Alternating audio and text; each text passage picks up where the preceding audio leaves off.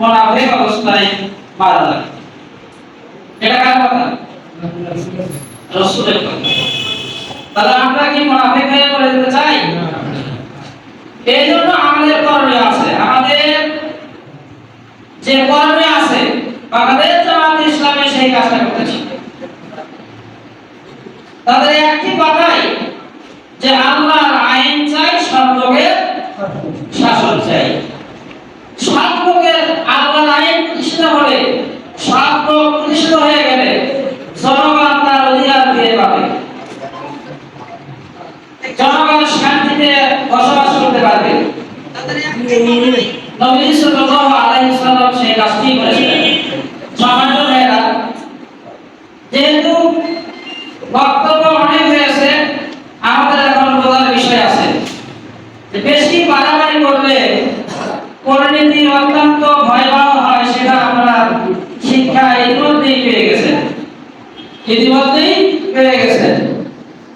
আল্লাহ সংগঠন, আল্লাহ দলকে যারা নিষিদ্ধ ঘোষণা করে, যারা বিল পাস করতে চায়, আল্লাহ পাক বলেন যে দেখো কাকে আমরা নিষিদ্ধ করি, যে নিশ্চিত করে দেব।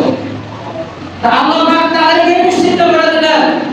আর যারা কোরআনের আইন প্রতিষ্ঠার জন্য এই বাংলাদেশের ভূখণ্ডে কাজ করতেছিল, নির্যাতন নিষ্পেষণ হয়েছে, অসংখ্য ভাইয়েরা মানে গুম হয়েছে, হত্যা হয়েছে, ফাঁসির কাস্টে ঝুলে আছে, এটা আমাদের কাছে এরকম নয়। অত্যন্ত ধৈর্যের সাথে এই সংগঠনটি কাজ করেছে। আজকে আমাদের বসে থাকার সময় নয়। আমাদের নামাজ, আমাদের রোজা, আমাদের হজ, আমাদের যাকাত, আমাদের থেকে আজকাল সবই করতে হবে। তার মধ্যে আল্লাহর দ্বীন কায়েমের জন্য যে কাজটা, এটা হলো প্রথম নম্বরে। এটাকে বলা হয়েছে প্রথম ফরজ, পাওয়া ফরজ বলা হয়েছে। এই ফরজের কাজ যে ব্যক্তি করবে না, রাসূল সাল্লাল্লাহু আলাইহি ওয়াসাল্লাম বলেছেন সেই ব্যক্তি মুনাফিক অবস্থায় মারা যাবে। তাহলে এত কিছু করার পরেও আমরা হজ, যাকাত সব কিছু করলাম, জেগে আজকাল করলাম, সারা নফল নামাজ পড়লাম, তারপরে দ্বীনের কোনো কাজ করলাম না, দ্বীন প্রতিষ্ঠার কোনো কাজ করলাম না। তাহলে কি হলো? শেষ পর্যন্ত তারপরে কি মুনাফিক অবস্থায় চলে যাওয়া, এটা কি ভালো হবে? ভালো হবে না। সম্মানিত ভাইরা, এখন বসে থাকার সময় নেই। আমাদেরকে জামাত বলতে প্রত্যেকটা জায়গায় অনেকেই বলে যে বাংলাদেশ জামাত ইসলামী মুসলমানদের কাছে দাওয়াত দেয়, মুসলমানদের কাছে দাওয়াত দেওয়ার কি দরকার আছে? কিন্তু কি জন্য দাওয়াত দিতে হবে? আমাদের কর্মকাণ্ডের মধ্যে অনেক কুফরি, অনেক কি আছে, শিরকি কাজ আমাদের মধ্যে হয়ে যায়। আমরা নামাজ, রোজা সব কিছু করি, হজ করে যেটা আছে করি, তারপরে আমরা কি করি? শিরক কাজ করি। আমরা শিরক কাজ করি না? যেমন শিরকের সবচেয়ে বড় কাজ জাতির পিতা শেখ মুজিবুর রহমান। জাতির পিতা শেখ মুজিবুর রহমান বলেন, এটা কি শিরক না? জাতির পিতা আল্লাহ কাকে বলেছেন? কোরআন কারিমের মধ্যে কাকে জাতির পিতা বলেছেন? হযরত ইব্রাহিম আলাইহিস সালামকে জাতির পিতা বলেছেন।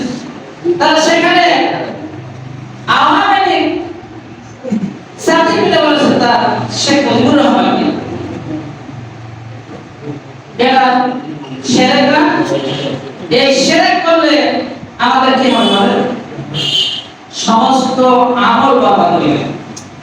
আমাদের সমস্ত হজ, যাকাত, সালাতুত তাসবিহ, জিকির আজকার, কোরআন তেলাওয়াত সব বরবাদ হয়ে যাবে।